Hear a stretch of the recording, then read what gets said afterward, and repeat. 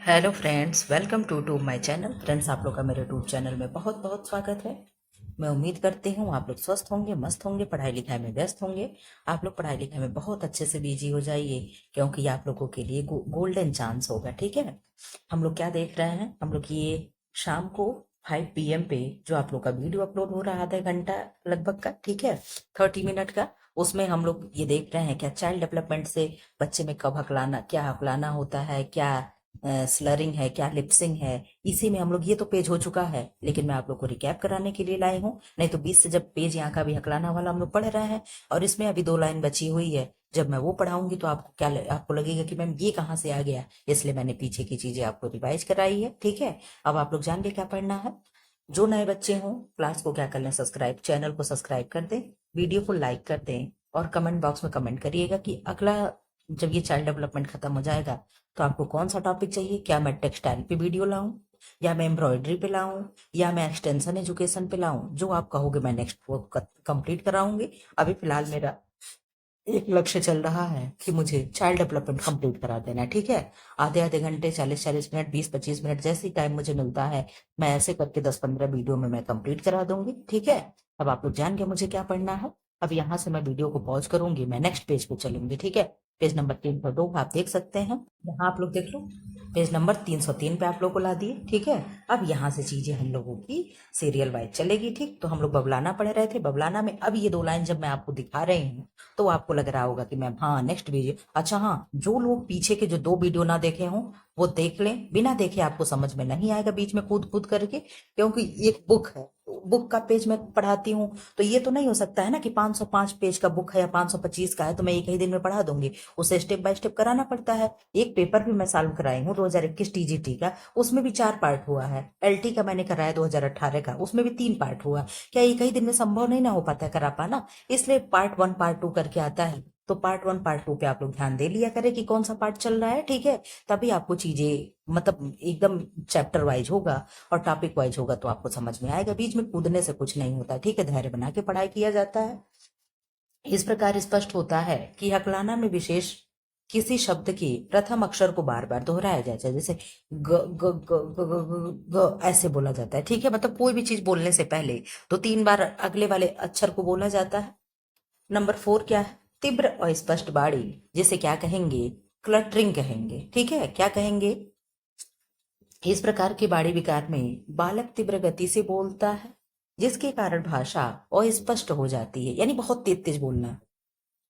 तीव्र गति से बोलने के कारण बालक कई अक्षरों को बोले बिना आगे बढ़ जाता है। जैसे ना, तो बहुत फास्ट फास्ट बोलना, कि एकदम बहुत लोग बोलते हैं कि उनकी बातें नहीं समझ में आती, कहते हैं ना। ऐसे ही मेरे घर में एक है, हमारे बड़े पापा के लड़के, वो बोलते हैं, तो जो हमारे दादाजी थे, अब नहीं है, अब नहीं रहे दुनिया में, तो कहते थे कि बोलता है तो आधा खा जाता है, समझे, मतलब इतना तेज बोलता। अब यहाँ लिखा गया है ना कि बोलने पे क्या होता है, ऐसे मेरी बुआ भी बोलती हैं। ठीक है, कि बोलने पे कि कुछ अक्षर ऐसे होते हैं बीच में जो बिना बोले आगे बढ़ जाते हैं। ठीक है, तो बाबा कहते थे ये दोनों क्या करते हैं, अपने कुछ अक्षर को खा जाते हैं, कुछ शब्दों को खा जाते हैं। ठीक है, तो ये वाली बात है। भाषा भी आप लोग के घर में भी ऐसे जानने वाले में कोई ना कोई जरूर होगा। ठीक है, ये कोई बड़ा वो नहीं है, हमेशा हर जगह देखने को मिलते हैं। भाषा विकास को प्रभावित करने वाले कारक कौन कौन से हो सकते हैं। नंबर 1 हेल्थ होगा, नंबर 2 बुद्धि होगी, नंबर 3 हकलाना होगा, नंबर 4 सामाजिक आर्थिक स्तर होगा, नंबर 5 यौन भेद होगा, नंबर 6 पारिवारिक संबंध होगा, नंबर 7 एकाधिक भाषा होगा। ठीक है, अब बौद्धिक विकास क्या है। बुद्धि शब्द का उद्गम लैटिन शब्द इंटेलिजेंटिया से उत्पन्न हुआ है। मनोविज्ञान में बुद्धि शब्द का प्रयोग हर्बर्ट स्पेंसर द्वारा प्रारंभ किया गया। परिभाषाएं क्या क्या हैं। एनएल मन के अनुसार बुद्धि मस्तिष्क का की उस परिवर्तनशील क्रिया का नाम है जिसके द्वारा हम अपने आप को नवीन वातावरण के अनुकूल बनाते हैं। ठीक है, यहाँ फार्मूला देता है, ये भी प्रश्न बनता रहता है, बुद्धि लब्धि निकालने का फार्मूला क्या है।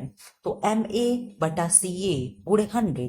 MA यानी मेंटल एज और CA यानी क्रोनिकल एज अपान क्या होगा, इजकल टू 100। बुद्धि लब्धि बराबर मानसिक आयु बटा वास्तविक आयु गुणे 100, ये फार्मूला होता है। ठीक है, प्रतिभाशाली बालक की बुद्धि लब्धि 130 से 140 से अधिक होती है। यानी जो प्रतिभाशाली बालक होते हैं उनकी आईक्यू, ये प्रश्न हमेशा बनता रहता है, प्रतिभाशाली का और मंद बुद्धि का 2 का हमेशा बनता रहता है, बाकी बीच का पता नहीं। ठीक है।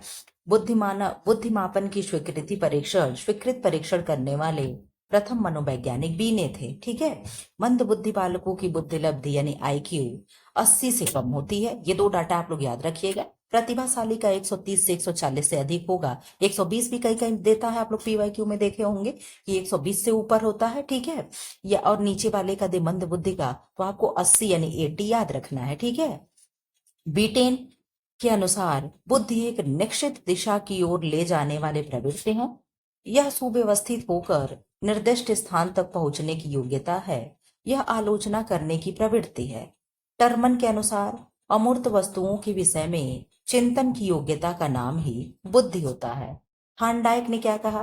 बुद्धि 3 परिवर्तियों पर आधारित है जो निम्न है। कठिनाई, अन्य तत्वों के समान रहने पर जो व्यक्ति जितना कठिन कार्य संपन्न करता है वह उतना ही अधिक बुद्धिमान होता है। आप समझे क्या कह रहा है? नंबर 1 थार्नडाइक ने क्या कहा? बुद्धि के 3 परिवर्त बताए, उसमें से नंबर 1 क्या है? कठिनाई है। तो जो व्यक्ति जितना कठिन कार्य संपन्न करता है, आप लोग LTGIC जैसे नौकरी के लिए आप लोग तैयारी कर रहे हो, आप लोग उतने ही बुद्धिमान हैं। ठीक है। विस्तार, नंबर 2 विस्तार है। अन्य तत्वों के समान रहने पर जो समान व्यक्ति कठिनाई के कार्यों को जितनी अधिक संख्या में करता है उतनी ही उत्कृष्ट उसकी बुद्धि होती है। ठीक है। अभी आप लोगों नेट करके रिसर्च करने, तो वो क्या होगा? वो विस्तार हो जाएगा, तो आप उतनी ही क्या है, उत्कृष्ट उसकी बुद्धि होगी। ठीक है। गति क्या है?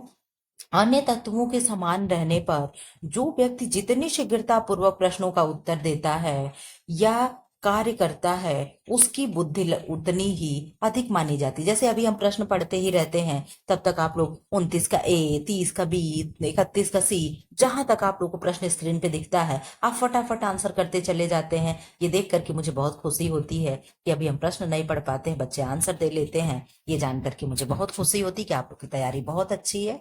ठीक है। आप लोग 10:40 पे आया करें और आकर के वहां पे आप लोग अपना कम्युनिटी में अरे उस पे आंसर दिया करें। कम्युनिटी भी क्वेश्चन पोस्ट करते हैं, वहां पे भी जाकर के में आंसर दिया करें। टेलीग्राम पे भी कभी कभार क्वेश्चन अपलोड, कभी कभार क्या, जब टाइम मिलता है तो कर देते, इतना समय नहीं निकाल पाते हैं कि आप लोग को प्रॉपर कम वहां पे आंसर क्वेश्चन दिया करें। लेकिन फिर भी जितना हो पाता मैं अकेले सब कुछ करती हूँ। आप लोग को सोचना चाहिए कि एक अकेले व्यक्ति क्या क्या और कैसी कितनी चीजें कर सकता है। लेकिन चलिए ठीक है, आप लोगों की जिस दिन नौकरी लग जाएगी ना, उस दिन मुझे लगेगा कि मेरी सारी मेहनत सफल हो गई। आप लोग कमेंट बॉक्स में जरूर बताइएगा कि मैम कैसा पेपर हुआ, मेरी एक सीट निकल गई। ये सारी चीजें आप लोग जरूर मुझसे शेयर करिएगा। ठीक है। बुद्धि संबंधी सिद्धांत, सार्वभौमिक सिद्धांत, ग्लोबल थ्योरी, इसे खंडात्मक, सत्तात्मक अथवा एकात्मक सिद्धांत भी कहते हैं। क्या क्या कहेंगे? खंडात्मक, सत्तात्मक अथवा एकात्मक सिद्धांत भी कहते हैं। इसके अनुसार बुद्धि वह क्षमता है जो समस्त कार्यों को सुचारू रूप से चलाने के लिए उत्तरदायी है। बुद्धि एक सार्वभौमिक विषय है। जिस व्यक्ति के पास यह क्षमता है वह सभी प्रकार की समस्याओं को हल कर सकता है। द्विखंडात्मक सिद्धांत, इस सिद्धांत का प्रतिपादन स्पीयरमैन नामक वैज्ञानिक ने किया था। इसके अनुसार बुद्धि 2 प्रकार की योग्यताओं से मिलकर बनी है, एक सामान्य योग्यता और एक दूसरा विशिष्ट योग्यता। सामान्य योग्यता जिसे जी फैक्टर कहते हैं, यानी जनरल फैक्टर कहते हैं। ठीक है। जनरल फैक्टर में क्या होगा? सामान्य योग्यता जन्मजात होती है। ठीक है। क्या है? बाय बर्थ होती हैं। यह व्यक्ति की जीवन में सफलता को निर्धारित करती हैं। यह ऐसी सामान्य योग्यता है जो प्रत्येक कार्य में सफलता के लिए उत्तरदायी रहती है।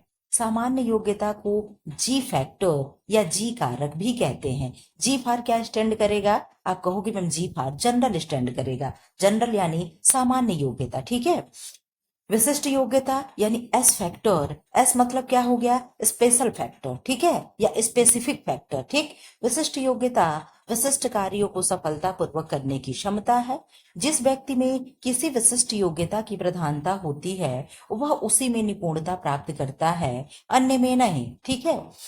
विशिष्ट योग्यता को एस फैक्टर या एस कारक भी कहा जाता है। खंड विश्लेषण सिद्धांत, प्रसिद्ध अमेरिकी वैज्ञानिक थ्रस्टन ने यह प्रयोग किया था। इन्होंने विश्वविद्यालयों के छात्र छात्रों पर कई मनोवैज्ञानिक परीक्षण करके और उनमें खंड विश्लेषण करके यह निष्कर्ष निकाला कि मनुष्य की बुद्धि 9 प्राथमिक योग्यताओं का समूह है। किसने निकाला? अमेरिका के वैज्ञानिक थे। कौन थे? थर्स्टन थे। ठीक है, इन्होंने यह निकाला कि मनुष्य की बुद्धि जो है 9 प्राथमिक योग्यताओं का समूह है जो निम्न है। कौन सा है? अभी जो बॉक्स में दिया है ये नहीं है, बॉक्स वाली चीजें पढ़ लो, फिर इनकी 9 चीजें नीचे दी हुई है। ठीक है, बॉक्स वाली चीजें इंपॉर्टेंट होती हैं, नोट बना करके बॉक्स वाली चीजें आप लोग को अलग कहीं नोट भी करते रहना चाहिए, क्योंकि ये इंपॉर्टेंट देता है, ये प्रश्न को ही बनाकर वन लाइनर दे देता है। ठीक, बुद्धिमापन, बुद्धिमापन में सर्वाधिक योगदान वीनेट नामक वैज्ञानिक क्या है? बुद्धिलब्धि आईक्यू का समीकरण हर्बन ने दिया है। आप लोग सुने होंगे हमेशा टर्मन और बीने, इन लोगों का नाम आप लोग अक्सर सुनते होंगे आईक्यू में। ठीक है, बुद्धि को मापने के लिए बुद्धिलब्धि का आविष्कार मनोवैज्ञानिक टर्मन ने किया है। ध्यान से सुनने की क्रियाओं का सही क्रम है, ये स्टेप बाय स्टेप लगाने के लिए देता है। आप लोग इसको स्क्रीनशॉट ले लें। पहले क्या होगा? ग्रहण करना, फिर उसे समझना, फिर याद रखना, फिर प्रतिक्रिया करना, फिर मूल्यांकन करना। मूल्यांकन के बाद एक और क्या आता है? आप कहोगे मैम पुनर्विचार करना।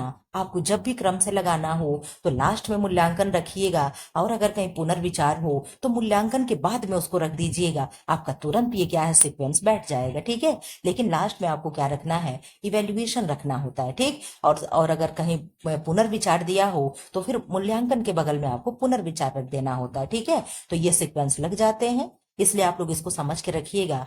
हमारे यहाँ सब कहते हैं, गांव में हमारे बाबा वगैरह थे, वो लोग कहते थे पहले किसी चीज को, जैसे नहीं तुरंत कुछ पूछा उन्होंने और तुरंत धड़ से आपने आंसर दे दिया और गलत हो गया तो बहुत तेज गुस्साते थे। वो क्या कहते थे? पहले किसी चीज को सुनो, फिर गुनो, फिर धुनो। समझे मतलब? पहले किसी चीज को सुनो, यानी आपने सुन लिया, यानी ग्रहण कर लिया। ठीक है, फिर उसे धुनो, धुनने का मतलब क्या है? वो उसे समझिए क्या है। ठीक है, फिर गुनिए, पहले सुनो, धुनो, फिर गुनो, फिर क्या है, फिर उसे आप अपने भाषा में बताओ कि ये चीजें होगा। ठीक है, तो ये नहीं कि जैसे सुने पूरा ऑप्शन नहीं पढ़े, 2 ऑप्शन पढ़े धड़ से आंसर कर दे, भले ही गलत हो। नहीं है को नहीं देखे, ऊपर वाला एक आंसर, तो ये नहीं होता है। अब आप लोग क्या है, समय नहीं रहा हम लोग के पास। ठीक है, क्यों? एक नौकरी पाना बहुत जरूरी हो गई है। सब लोग बहुत मतलब काफी उम्र निकल चुका है, एक समय बाद ऐसा आता है कि फॉर्म भरने के योग्य भी लोग नहीं बचते हैं। तो हम लोग के पास लिमिटेड समय है, लिमिटेड रिसोर्स है, और उसमें ही हम लोग को सब कुछ करना है। तो आप जब भी प्रश्न का आंसर करिएगा तो 1 से 2 बार पढ़कर ही आंसर करिएगा। ठीक है, प्रश्न को बिना 1 से 2 बार पढ़े आप आंसर नहीं देंगे, ये बातें हमेशा मेरी याद रखिएगा। ठीक है, एक बार में कभी आंसर नहीं देना है, भले ही आपको 2 से 3 बार क्वेश्चन को पढ़ना हो तब आपको आंसर देना हो। ठीक, अब ये क्या हम लोग देखेंगे? अब हम लोग ये जो 9 प्राथमिक बुद्धि योग्यता है हम उनको पढ़ेंगे। क्या है? नंबर 1 दृश्य अथवा स्थानिक योग्यता, नंबर 2 प्रत्यक्षीकरण योग्यता, नंबर 3 सांख्यिक योग्यता, नंबर 4 तार्किक योग्यता, नंबर 5 शाब्दिक योग्यता, नंबर 6 आगमनात्मक योग्यता, नंबर 7 निगमनात्मक योग्यता, नंबर 8 स्मृति, नंबर 9 समस्या समाधान योग्यता। ठीक है, ये क्या थे? ये उन्होंने 9 प्रकार के प्राथमिक योग्यताओं का समूह बताया। किसकी? मनुष्य की बुद्धि की। ठीक है, अब आगे वाले पेज पे चलते। क्या है? पेज नंबर 03 हम 4। ठीक, यहाँ से आ जाइए। बुद्धि की माप, बुद्धि की माप कैसे किया था, किसने किया था? बुद्धि की माप अल्फ्रेड बीनेट, हम लोग अल्फ्रेड बीने पढ़ते हैं लेकिन इनका नाम पूरा अल्फ्रेड बीनेट है, आप लोग आज ये जान लो, ने बुद्धि शब्द की शुरुआत की थी।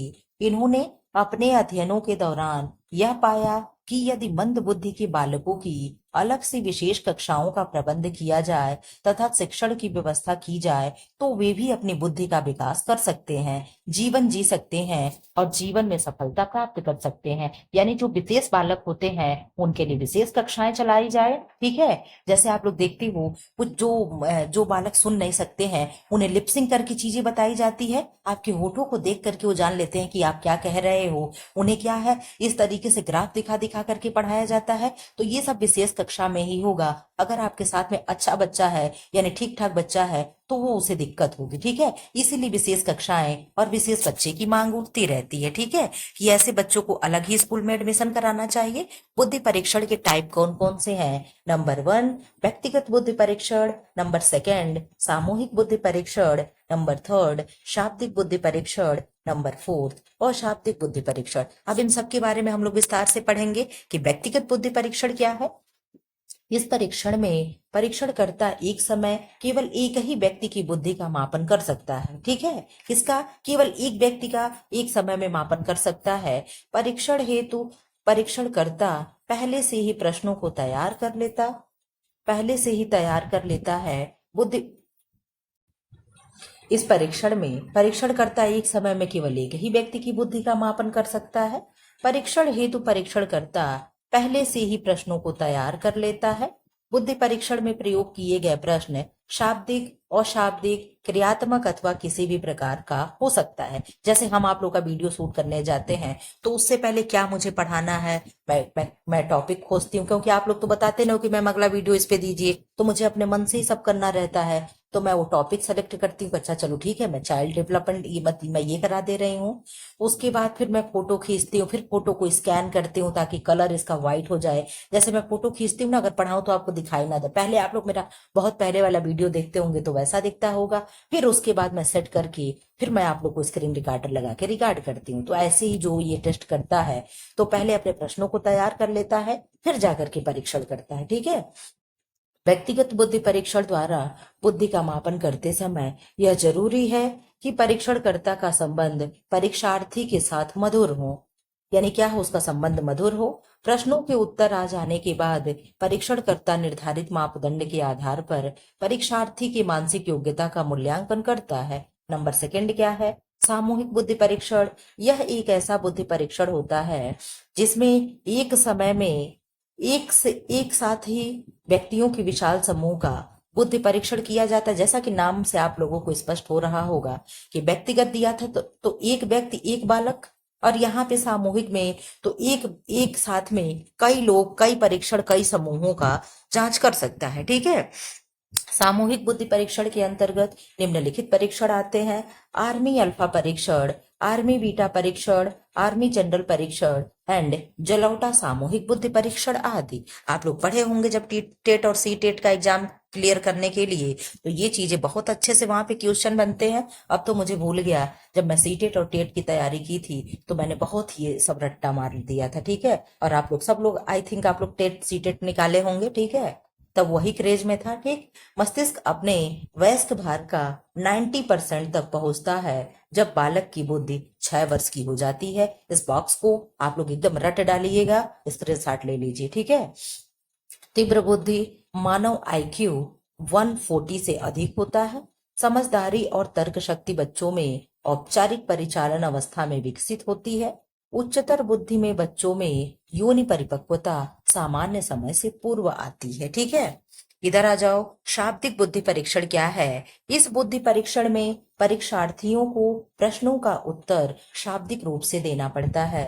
परीक्षार्थी प्रश्नों का उत्तर मौखिक अथवा लिखित रूप से देते हैं। अर्थात शाब्दिक बुद्धि परीक्षण जिनके पदों में भाषा का इस्तेमाल किया जाता है और परीक्षार्थी को इन प्रश्नों का उत्तर लिखित अथवा मौखिक रूप से देना पड़ता है। ठीक है, इस परीक्षण में पेपर पेंसिल का प्रयोग किया जाता है। ठीक, इधर आ जाओ आप लोग। ये मैं प्लेलिस्ट अलग से बनाऊंगी चाइल्ड डेवलपमेंट करके, वहां पे मैं सारे वीडियो को अपलोड सीरियल बाय लगा दूंगी और आप लोग इसे देखते रहिएगा। ठीक है, अशाब्दिक या क्रियात्मक बुद्धि परीक्षण, ये वे बुद्धि परीक्षण है जिनमें भाषा एवं शब्दों का प्रयोग नहीं किया जाता, बल्कि क्रियात्मक रूप से बुद्धि का प्रयोग करना पड़ता है। इसलिए इस परीक्षण को क्रियात्मक बुद्धि परीक्षण या निष्पादन परीक्षण भी कहते हैं। इस परीक्षण में प्रयोग किए जाने वाले प्रश्नों के पद ज्यामितीय चित्र और मूर्त चित्र, निर्जीव पदार्थ आदि की सहायता से तैयार किए जाते हैं। ठीक है, ये परीक्षण गूंगे, बहरों, अंधे, अशिक्षित सभी प्रकार के लोगों के लिए उपयोगी होगा। किस परीक्षण के बारे में कह रहा है?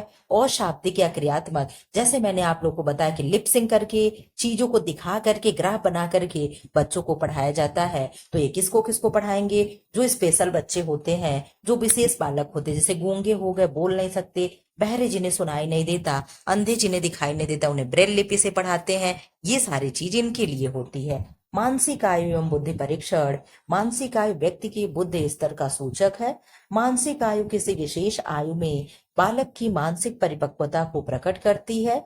यदि किसी बुद्धि परीक्षण में 13 वर्ष के बालक के लिए निर्धारित औसत मान 75 हो, तो जिस बालक का इस परीक्षण का औसत मान 75 आए तो उसकी मानसिक आयु 12 वर्ष मानी जाएगी, चाहे वह 10 वर्ष का ही हो। समझे क्या कह रहा है? इस परीक्षण में क्या कह रहा है, अगर 12 वर्ष के बालक के लिए निर्धारित औसत मान 75 है, ठीक, 12 ईयर का चाइल्ड है और मान क्या है उसका 75 है, तो जिस बालक का इस परीक्षण का औसत मान 75 आए तो उसकी मानसिक आयु हम क्या मान लेंगे कि 12 है, यानी मेंटल एज हम उसका एज ही रखेंगे, यानी वो कितने साल का है। ठीक है, आप इसे समझ चुके होंगे। बुद्धि लब्धि निकालने का यहाँ परिभाषा बता रहा है, कैसे निकालेंगे। बुद्धि को मापने के लिए बुद्धि लब्धि यानी आईक्यू का आविष्कार मनोवैज्ञानिक टर्मन ने किया है। ये क्वेश्चन आप लोग रट लो। कैसे निकालते हैं? आईक्यू यानी बुद्धि लब्धि बराबर मानसिक आयु यानी मेंटल एज अपान वास्तविक आयु यानी क्रोनिकल एज इक्वल टू 100। ठीक है, इससे सॉल्व करते हैं। यहाँ पे देख लो, एमए का मतलब मेंटल एज होता है, सीए का मतलब क्रोनिकल एज होता है, आई का इंटेलिजेंट, इंटेलिजेंट देख लो, क्यू का मुझे आ ही नहीं रहा, क्या कहते हैं भाई इसे। ऐसे ही मुझे मेरे साथ होता है, मौके पर मेरा शब्द ही गायब हो जाता है। चलो ठीक है, आप लोग समझ रहे होंगे मैं क्या बताना चाह रही हूँ। उदाहरण, किसी बालक की मानसिक आयु 15 वर्ष है, तो मेंटल एज क्या है, ऊपर 15 रख दोगे, और उसकी वास्तविक आयु 12 वर्ष है, तो गुणे क्या है 100 आप निकालेंगे।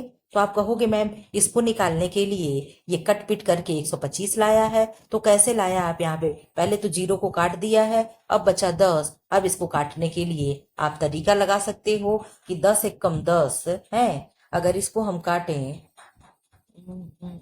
10 एक कम 10 हो गया, ठीक, और 15 का पहाड़ा पढ़ने पे तो कटेगा नहीं, पहले मुझे लगाने आता था, अब नहीं मैं सॉल्व कर पा रही हूँ। आप लोग देख लो, यहाँ 125 आया है, ठीक, बहुत ज्यादा मुझे शो ऑफ करने को नहीं रहता कि मुझे आ ही जाएगा। हाँ, कोशिश करूँ रफ पेन लेकर के तो मैं लगा लूंगी, ठीक है, लेकिन अभी आप लोग का क्लास चल रहा, समय बहुत लिमिट है, इसलिए मैं नहीं लगा पाऊंगी। आप लोग अगर लगा पाओ तो बताओ कितने का टेबल पढ़ने से कट जाएगा? 3 का पहाड़ा पढ़ने से कट जाएगा, ठीक है।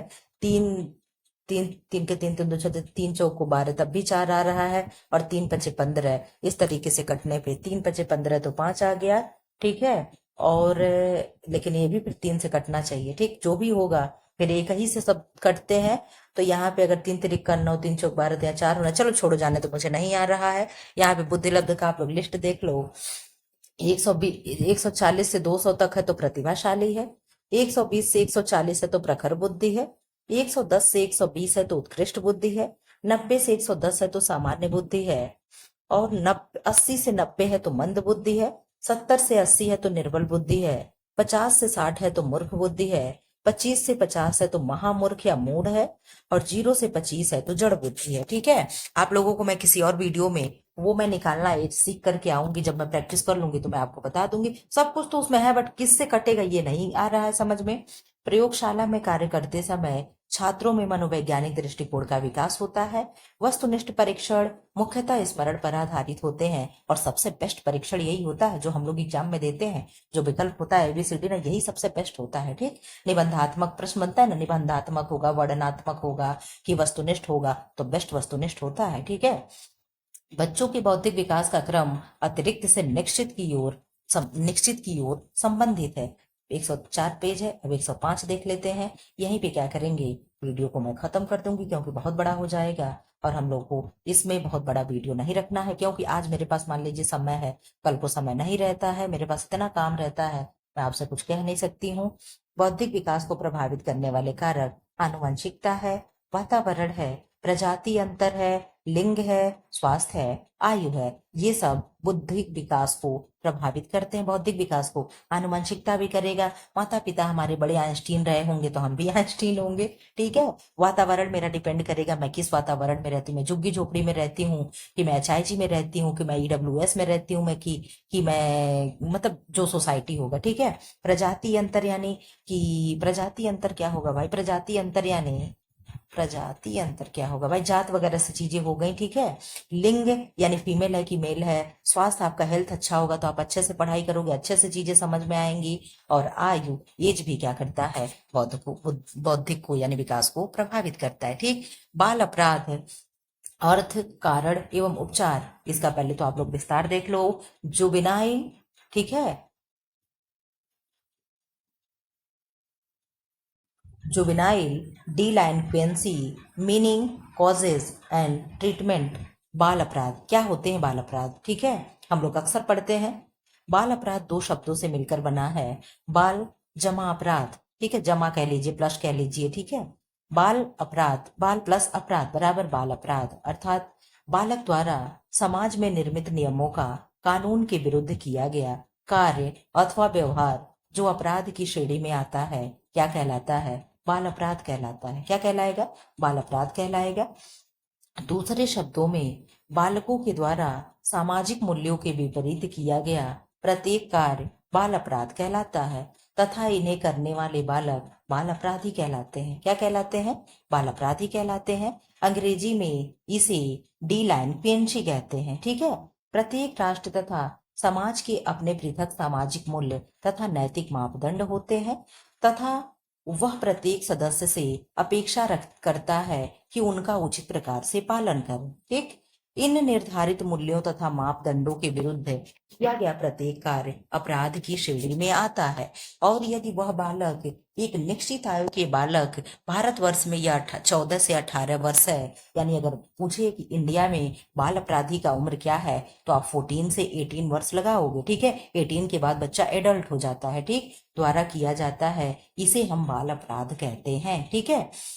इधर जब आप लोग, बाल अपराध के प्रकार कौन कौन से होते हैं, टाइप ऑफ जुवेनाइल डिक्लाइनक्वेंसी, ठीक है।